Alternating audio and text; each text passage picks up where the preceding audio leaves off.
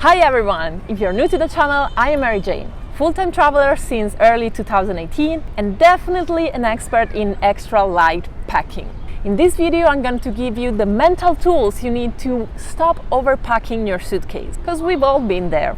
I've been an overpacker too before being able to pack for 3+ months of traveling in a carry-on. All you need is to switch to the right mindset and make a little bit of practice. You are going to become a pro as well. First of all, I'd like you to think for a second of 3 people that you know who have an overpacking problem, and consider sharing this video with them if you think it could be useful.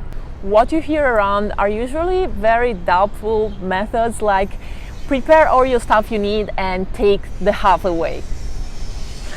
I mean, who knows that you need to take away the half and which items? I mean, this is just a very not useful thing to say in my opinion. No. Listen to me. It's all in your mind. The problem with traveling is that we deprive ourselves from our daily comfortable routine. So we feel that we have to be prepared for anything could happen, and bringing with us the stuff that we have around every day just gives us a very comforting feeling. We all experience these sensations when we prepare ourselves for a trip, but if you want to learn how not to overpack, you gotta fight those feelings. And this is how you do it. You gotta focus on 3 things. First one, necessary is only your passport and the clothes that you're wearing. You may add the wallet if you're not as hardcore as I am, but that's it. Need is a very overused word nowadays, in my opinion. Let's take a moment to recall awareness on what is necessary and what is not. I think it's a good preparatory exercise for packing. Unless you forget to put your pants on, or if you forget your passport, of course, if you're traveling abroad, nothing really bad is gonna happen if you forget something. Second, do not pack for the what if situations. Let's say you're gonna spend a week in the Amalfi Coast.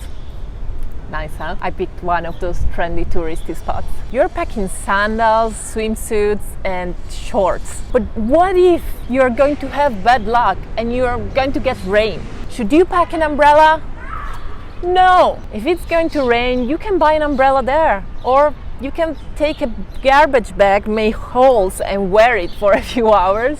Or you can simply find an alternative solution to stay indoors for that afternoon. Let's make another example for you, female travelers. What if, while traveling, you meet the love of your life and you're going on a date with him?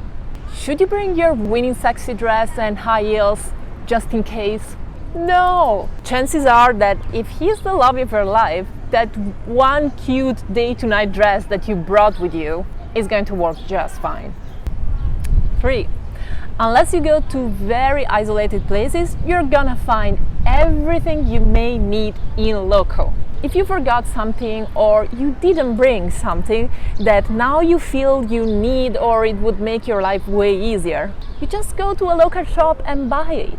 You decided not to bring your iron and now your shirt is all wrinkled? Just go to a dry cleaning place. With a couple of bucks, they're gonna iron the shirt for you and you're good to go. You forgot the mosquito repellent and now the mosquitoes are torturing you? Well, don't you think that locals are tortured by the same mosquitoes as well? Go to any local shop and just buy it there. Also remember, buying things in the place you're visiting is a great way to support local economy. Way better than booking your accommodation in a 5-star hotel. There are 2 kinds of items that we usually pack. The consumable ones like shampoo, toothpaste, food, etc. and the durable ones like clothing and electronics. Now I want you to think about this for a moment. Why do we pack stuff when we go on vacation? It's either not to have to buy things in the place where we are going on vacation, or it's not to buy clones of things we already own and we don't need to buy more. So in general, packing should be done to make your life easier, right?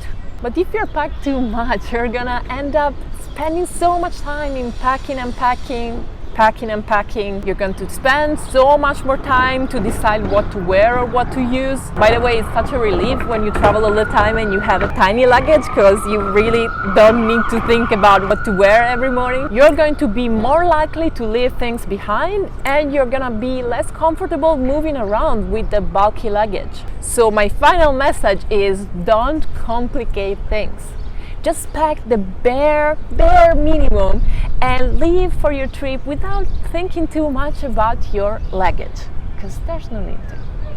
Oh wait, I almost forgot to tell you about this super useful tool that I prepared months ago and I give you for free. It's a packing planner that contains also a packing list with all the essentials that everyone needs in every trip, men and women, like flip-flops, deodorant, plug-in adapters, earplugs. And the cool thing, in my opinion, is that it's interactive, so you can mark each item when you put it in the suitcase.